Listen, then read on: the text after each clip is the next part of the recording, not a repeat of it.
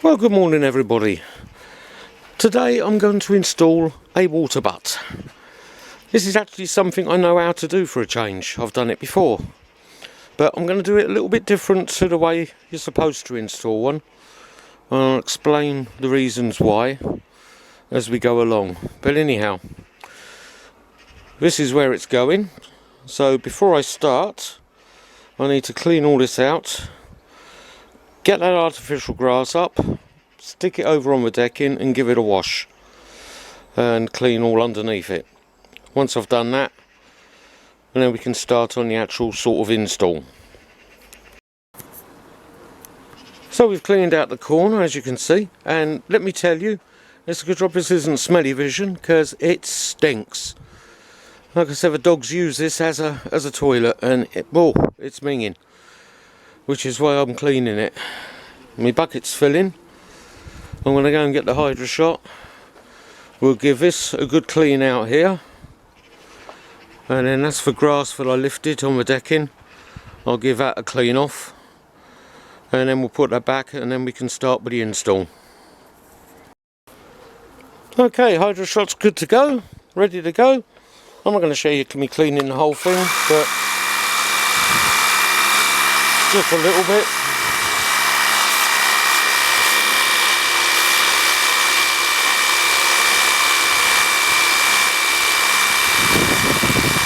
You'll see it when I've finished.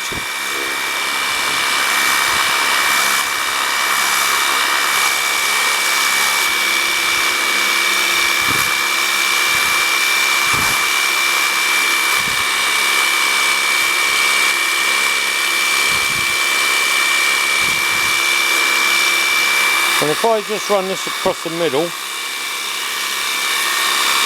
do it there.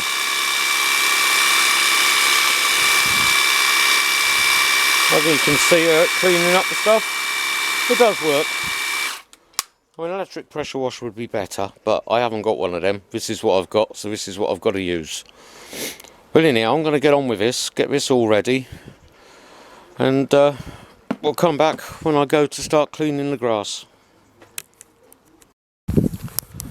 So I'm ready to start on the grass. I've given it a sweep off with the broom just to get the loose stuff off. And we'll see how we go with this. Not sure how this is going to work or if it's going to work, but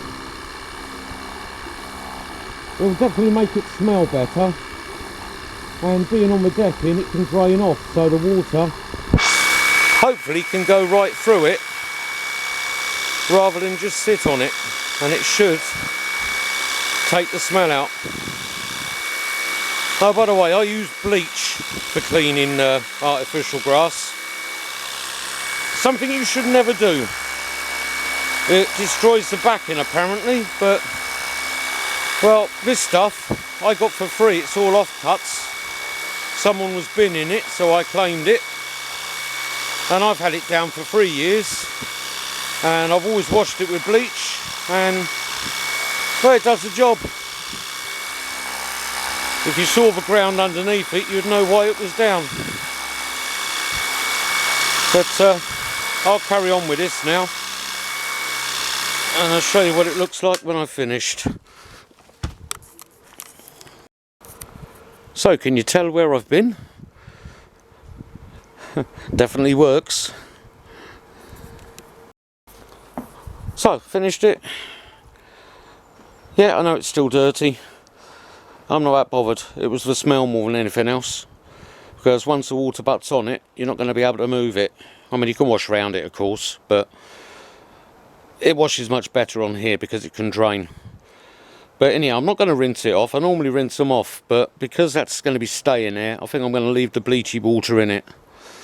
And because you're not going to see it after I put it down, that's what's underneath it. This is that purple carpet I've mentioned before. Considering that's just a bedroom carpet and it's been down for 2 years, it's not looking bad. I thought it would have completely disintegrated by now, but nope. Still there. Nice rat hole there that the rats have chewed in the fence. I did tell you we got a rat problem. The water butt is going to go more or less there. I won't know until I actually put it up and have a look and sight it to see the final position, but we'll get onto that in a sec. Right, while I'm waiting for that to dry, a couple of things to consider when installing a water butt. First and foremost, even more important than a water source, is location. Is the ground level? That's very important. Is it strong enough? Now remember, I'm using a slimline 100 litre water butt, but I've got one out the front that's actually a 240 litre water butt. And as you can imagine, when they're full, that's a fair old bit of weight.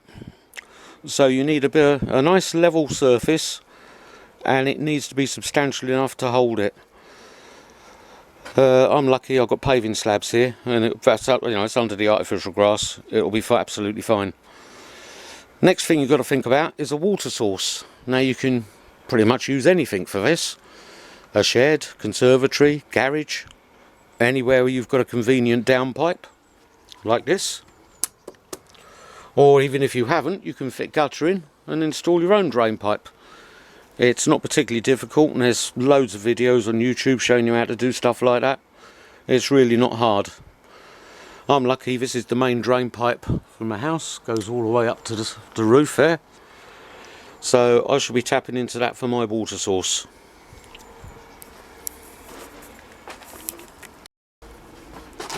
Right, we're now ready to start installing the water butt. As you can see, that looks a hell of a lot cleaner. In fact, it took a lot longer than I was expecting it to. I wasn't expecting it to be that dirty, which doesn't bode well for when I have to do this one and that piece, because they're a lot bigger, but that's a job for another day, not to worry. Anyhow, on to the water butt. Now, I like these little 100 litre slimline water butt sets. First tip when buying a water butt, try and get a water butt set. Reason being, it will come with a stand, a tap and a filler kit. If you've got to buy these all separately, it adds up. I think the filler kits are about £6 to £8. Taps you'll pay £3 or £4 for. A stand you'll pay a tenner for. Whereas if you can get one with a water butt, you're talking between £20 and £30 roughly for a set. Whereas you'll pay the same money just for a water butt on its own. I was very, very lucky with this. In fact, it was the very last one up Asda. Theirs must have been stock and it was taking up too much room. They knocked them out for 20 quid a pop, which is on the lower end of the prices for these things. But anyhow, we should have a look and see what we actually got for our money. Obviously, we've got the water butt, a lid, and down in here, we've got all the bits that go with it. The big bit's obviously of a stand. I can grab that between my legs and pull. No, that's not going to work. Yeah, I've got to untape it. There we go. Pull that out. And here's all our bits and pieces. Filler kit. There's the tap, washers, nuts and bolts, what have you. But we shall make a start. Put it in its place and I'll show you what we do next. Okay, first thing to fit is the tap. Now these always fit one or two ways. This one is threaded, the hole down here, I'll tip that over, you can see that's threaded, so this will just screw straight in. And you just tighten it up. There's a rubber, what I should have showed you, I'll show you it now actually. There's a rubber washer there. Oh, can you see that moving? That's a flexible rubber washer. That's what seals it. It's in the recess and that just screws in. The other type, the tap's threaded the same, but that will just be a hole and you'll have a nut that goes on the back that tightens up with a rubber washer on. It's pretty much the same as how the filler actually fits on this, so I'll show you that when I do the actual filler. But that's pretty much it. You tighten this up as tight as you can, but obviously you want it down on the down, pointing that way like. Right, what I should have done is blew through it to see which is open and which is shut, because obviously you want it shut. But the way you do that is just blow it down the end and turn the tap. If you can blow through it, it's open. If you can't blow through it, it's shut. But that's not going to be a problem anyway, because I'm going to put a bit of water in this one to test it anyhow, make sure it's not leaking. Right, so here's the filler, and I'll show you how these are designed to work. It's a brilliant idea, works really well, but it does have one little flaw. Now, in the top of the water butt, there's a recess. That's the hole you want to drill to match this pipe. I can't remember what size it is off the top of my head. I will find out before the end of the video, but this has to go level with that hole, so you'd put it there, more or less. Reason being, it's the way the overflow works. When the water butt is filled up to its maximum level, if I'll show you one here, it's easier. When the water butt's filled up to its maximum level, this reservoir here, the water will start coming back, and this reservoir here will fill up. And then the water overflows and goes straight down the drain pipe again. And the water butt's full, so you don't get an overflow. That's how it works. Like I said, it's a fantastic idea. I've got 2 water butts out the front of the house, and I installed it as per instructions and did it like that. I then discovered the major flaw, and the flaw is, once that water butt's full, the water stays in there, it doesn't go anywhere. And if it's in there for a length of time, it's going to stagnate and it starts to stink. And the only way you can get around that is with a solar powered air pump you can chuck on the top and blow bubbles in there. That should stop that, although I haven't actually tried it. But in theory that would stop it from going stagnant. But what I'm going to do, I'm going to put a hole in the top, in the lid, and put this up here. Somewhere, I don't know where yet, until I get the lid and put a hole in it and find out where it's going to go. But I'm going to put this up here. So the water's pouring into it direct, that will cause an airflow. And then I just so happen to have another piece of this pipe knocking about somewhere. I'm going to put it in there, drill a hole in there, and that will be my overflow. Because as long as this is above the where the overflow is, the water butt will never overflow. And what that will do, it will mean whenever it rains, the water's being exchanged in here. You're going to have fresh water running in and water coming out. Now, you're never going to change all of it doing it like that, but it's a lot better than it just sitting there as a stagnant tank. You are always going to be swapping the water. Plus, it's oxygenating it as well. So that's the way I'm going to do it.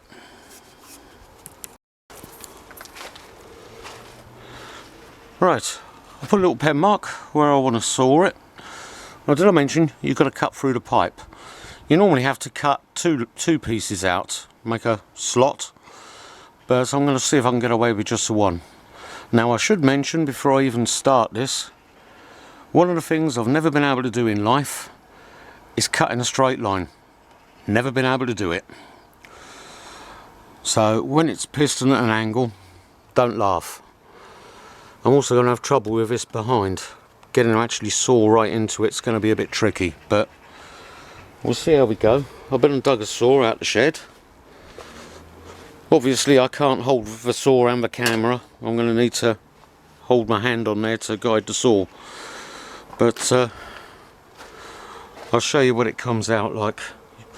A hacksaw would probably be much better for this, but I haven't got one. Well, I have, but I haven't got no blades, they're all broke.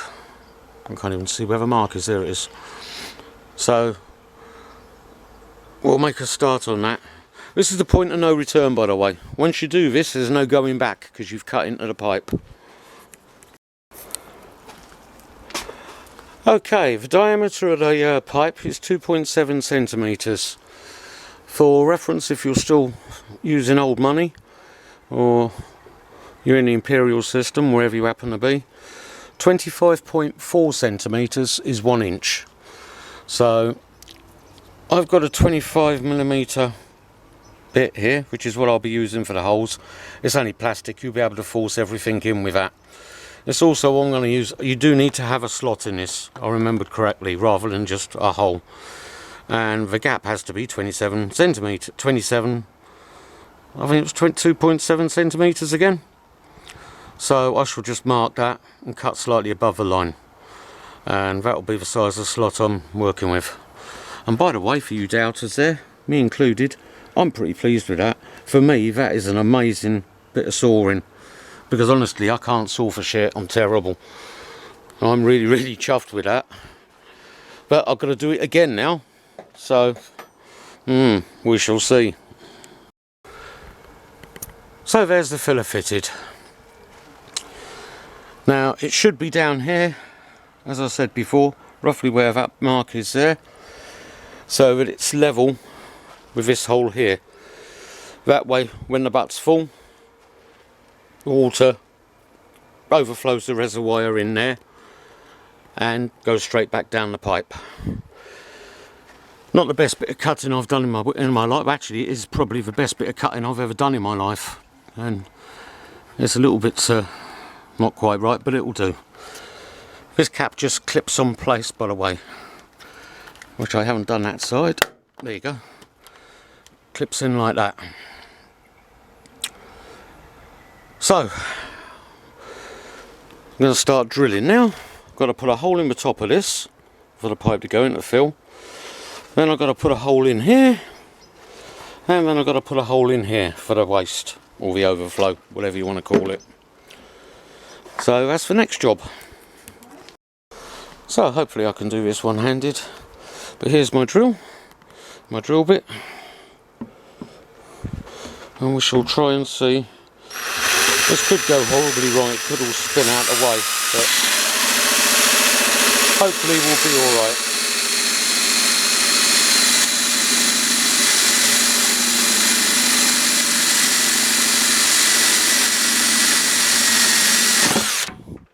And we're through. And the drill bit falls out. Right, now I know this is too small, but hopefully I can get the plastic pipe through that hole. We shall see. Put the drill back down in the dry. Yeah, the hole is too small for the pipe by quite a bit, but not a problem. It's only plastic, so you can wiggle it about in it and make the hole a bit bigger. Yeah, I'm not going to be able to do it one-handed, but I can open that out with the drill just by angling the drill about. So it took a bit of doing, but as you can see, I've made it fit. This is the spare pipe, by the way, the other bit I've left in the wall there. So now I've got to do the overflow here, but there's one of them on each side, and you want to do the right side, so it's got to be this side is for one I want to do. Be careful of that if you're going to copy me. Make sure you do the right side and you don't mix it up. So tap at the front. I need to do the right hand side one. Right, so the hole in the side here can be a bit smaller because you've got a fitting to go in there. This has got to go in there, and then from the other side, put that there so you can see it. There's a I've got my finger over the microphone again. There we go. There's a rubber washer. I presume that goes on this side, one would think. Yeah, that's got to go on there first, which I cannot possibly do one-handed, but you get the idea. That's got to go right up to the shoulder there. That goes in, and then you tighten up with a nut on the inside to make it watertight, and then the overflow is going to come out there. This is actually where you should be putting the filler in, but I'm using it as an overflow because, as I explained earlier, I'm doing mine a slightly different way. So that's now on there. You can just about see the rubber there, the rubber washer, and there's the nut on the inside. I've done it as tight as I can do it with finger tight. You could put a pair of water pump pliers on it and make it tighter if you wanted to, but to be honest with you, I wouldn't be bothered if it leaked a little bit. And then this, if I can get it in camera, should just push on. There we go, like so. Obviously you go all the way up, but you'll see that in a sec. Right, so the next thing we want to do now is empty all the bits of plastic out. You don't want to leave any of that in there, because if it makes its way into the tap, it could potentially jam the tap up. or block the tap, shall we say. So next job, give it a tip out, and I'll probably give it a rinse out as well, actually, with a bit of water, because you don't know what's in there. So yeah, probably do that as well. So last job is to decide where you're actually going to put it, your final time kind of thing, where you'll move it. I'm pretty sure it's going to stay more or less there. I might have to move it forward slightly. Eagle-eyed amongst you will notice that that's angled up. That's because it's for filling, not for draining out. But so long as this is lower than the lid, which it is, if you look there, it will work as an overflow. In fact, it will work really well, because this will fill right up to the very brim before it starts flowing out of that, more or less. So you'll get absolutely the maximum 100 litres, probably a little bit more. So last job, put a hole in the pipe down here for the waste, well, overflow, sorry. So there she is, the finished article. Opted to turn it round this way because I may well have plants down this wall come the summer, because that's the bit that gets the sun for at least an hour or two in the morning before it goes in with the shade here. So I put it this way round. Water comes in there through the filler, goes down through the lid, in there, and then this is my overflow. And if I come down level, even though this is angled up, as the water level gets up to about there, I'd say probably about there actually, about there, so it's going to go out. So we're just going to put a bit of water in it now from the hose pipe, pretty much just to rinse it out and make sure that the tap's closed, and leave a little bit in there in case the wind blows. I don't want an empty water butt blowing about, so we'll put a bit of water in it just to get some weight in it. So this is where you test it with a hose pipe. As you can see, the tap is open, and you want to check, make sure that the tap closes, like so. Put your fingers around any leaks. Nope. If this did leak, it's not a major, it's at the top of the water butt. You'd only lose a small amount. So we'll turn that off, because we don't really want it in there. The whole idea of a water butt is you're using rainwater rather than tap water, especially if you're growing plants. Is much better. The only other thing that's slightly concerning you might have to worry about is when you put the butt up, you see the way the stand is, you want a recess, this sort of, what do you'd call it, the recess there, in line with the tap, so you can get further under if need be, rather than putting the tap in line with this part. Gives you that little bit extra space should you need it. Anyhow, hopefully that's going to help somebody. If you've ever worried about doing one, you don't know how to go about it, I wouldn't recommend you actually do it the way I've done with two pipes. I would put this down, you should really put this down level and fill it the correct way. But if the water's going to be sitting there a long time, this is a much better way of doing it. Incidentally, this was a piece of waste pipe I had laying around. You haven't got to use this or that tap. You could just cut a piece of hose pipe, cut a small hole in there, drill a hole to match the hose pipe, and just seal it with a bit of silicone or something, and put in a drain pipe. Work exactly the same. Anyhow, hope somebody finds use for this. If you buy a water butt and install it, let me know. Thanks for watching. Catch you all again soon. Bye for now.